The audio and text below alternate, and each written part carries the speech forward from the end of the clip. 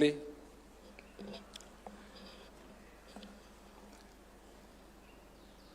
the majority party and minority party leaders of the Senate, the whips of both the majority and minority parties, the deputy majority leader of the Senate, the principal secretaries, parliamentary affairs, Chairman, budget. Your Excellency, sir, with your kind permission, I now invite the Clerk of the National Assembly to present the vellum copies of the bills for your consideration and assent.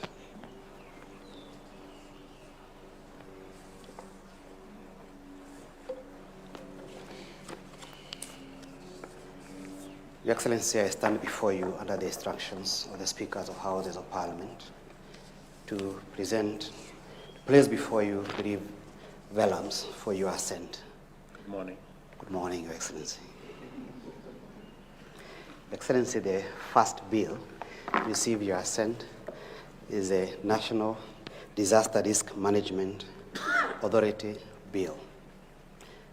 Your Excellency, this bill has traveled a long legislative journey in Houses of Parliament, initially having been introduced in the last Parliament, 29th, Your Excellency.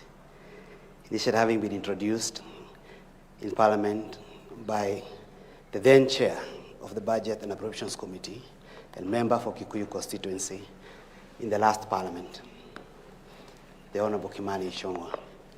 However, the end of term of last Parliament came before the bill was passed by both houses, and it was reintroduced, this time as a majority party bill in this Parliament at the beginning of the current Parliament, passed by the National Assembly with amendments, sent to the Senate, Your Excellency, and the Senate made amendments to it, which initially the two houses disagreed. Finally, the two speakers appointed a mediation committee, which agreed, came up with a version which was agreed by both houses. Your Excellency, for the first time now, we have a bill providing for the manner of dealing with national disasters. It has always been a lacuna in our law, and the bill categorizes disasters in three categories: a national disaster, a disaster at a county level, and a disaster that can happen in more than one county. Your Excellency, the bill also establishes the National Disaster Management Authority and a disaster management committees with respect to the counties. The bill provides that if a disaster happens in a county and a county is able to manage the disaster, that will be handled by that county under the stewardship of the county, under the stewardship, Your Excellency, of the County Disaster Management Committee, Your Excellency. The bill provides that if a disaster happens in a county and a county is unable to manage that disaster, it can be assisted by other counties, or indeed the national government can come to assist in the management of that disaster. Your Excellency, the bill also provides that in case of disasters of a huge magnitude, the President can announce a situation of national disaster and therefore require all state resources for purposes of management of the disaster to be channeled towards management of that disaster, Your Excellency. The second bill, Your Excellency, is a bill introduced by both houses, by the leaders of majority of both houses, the Senator for Kericho and the distinguished member for Kikuyu.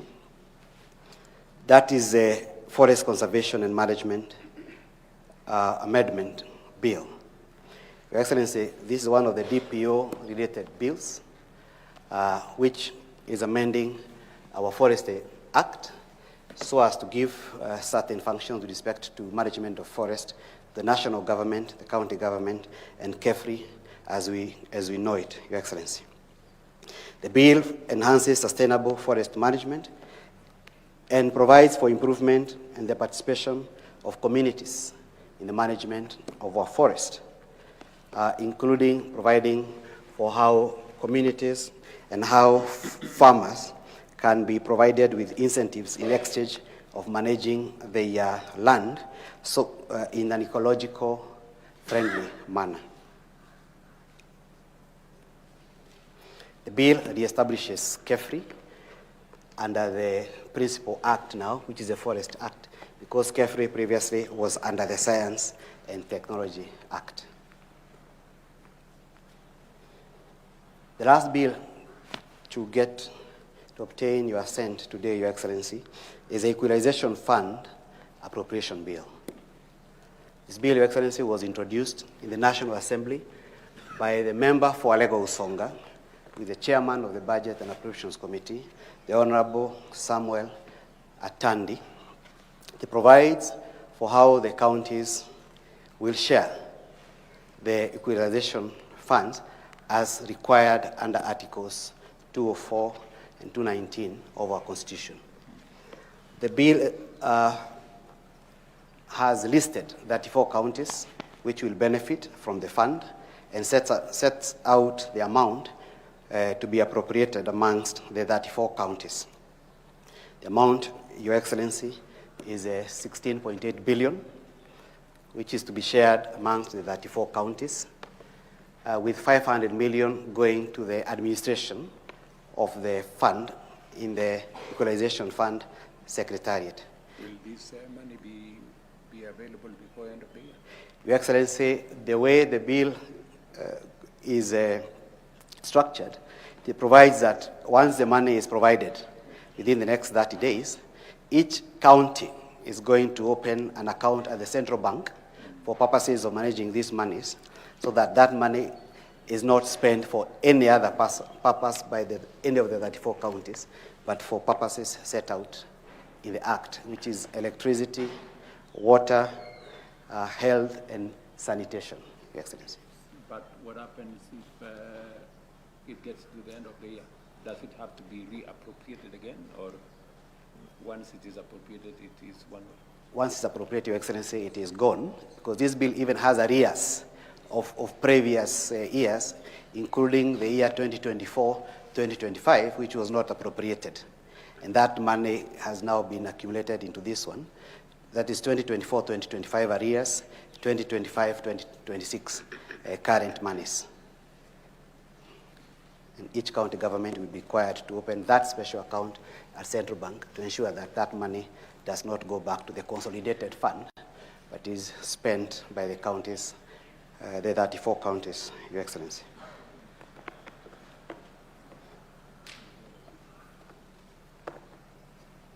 It is expected that the counties will implement projects relating to electricity, health facilities, water, and roads to improve marginally their situation, Your Excellency.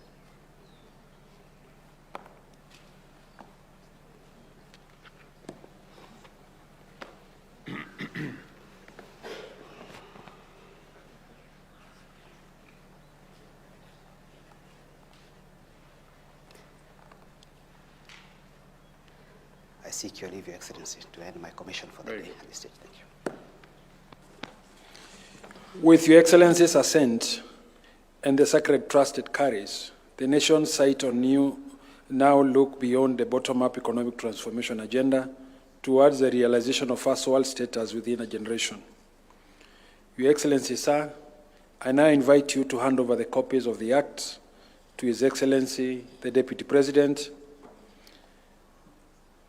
the Prime Cabinet Secretary, the Honorable Attorney General, for publication into law, and to the Cabinet Secretaries present for implementation.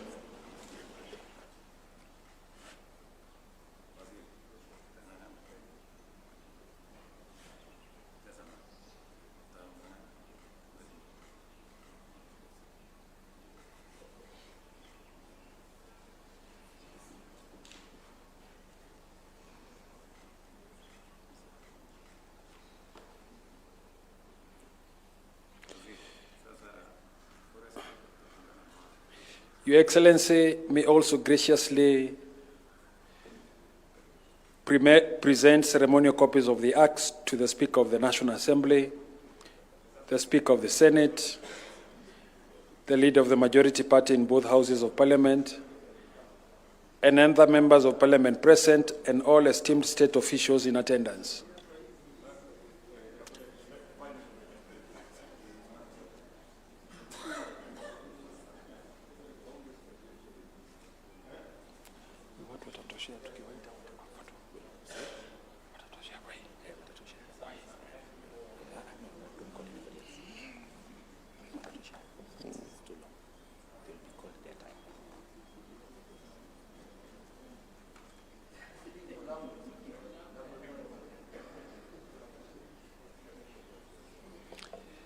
Your Excellency will unveil and display an open ceremonial copy of the Acts, while other state officials shall bear closed copies.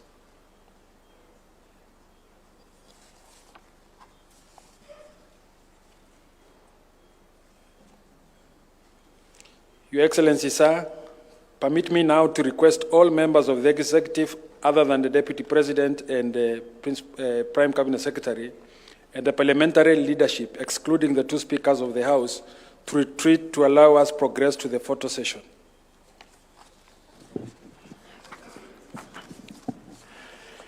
And for the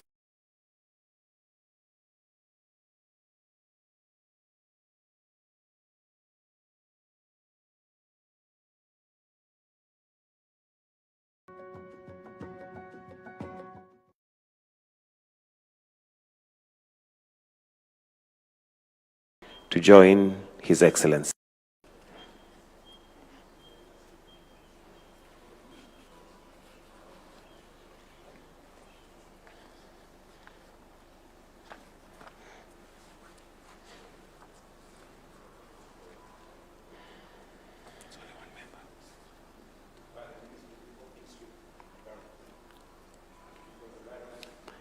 Environment, Forestry and Mining.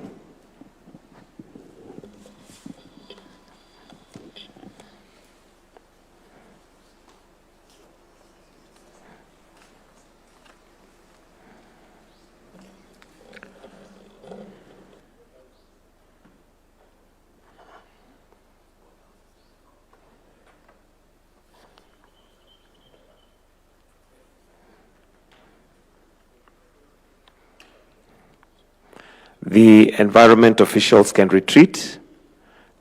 Environment officials to retreat. And then now I request His Excellency to be joined by the Ministry of Interior, the Special Programs and Devolution Team. That is Ministry of Interior, Special Programs and the Devolution Team. And members of the committee from both houses.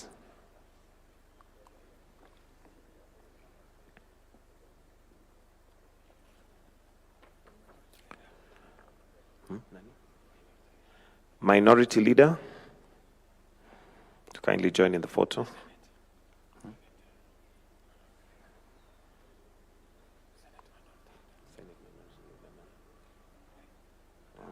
All right. Ministry of Interior Programs officials to retreat, and now His Excellency to be joined by the Finance and Budget Committee of both houses, accompanied by the National Treasury officials and State Department of Devolution.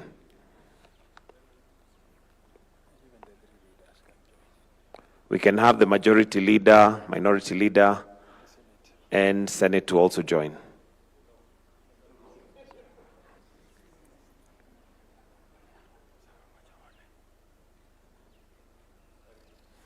Thank you, Excellency. That brings us to the end of the photo session.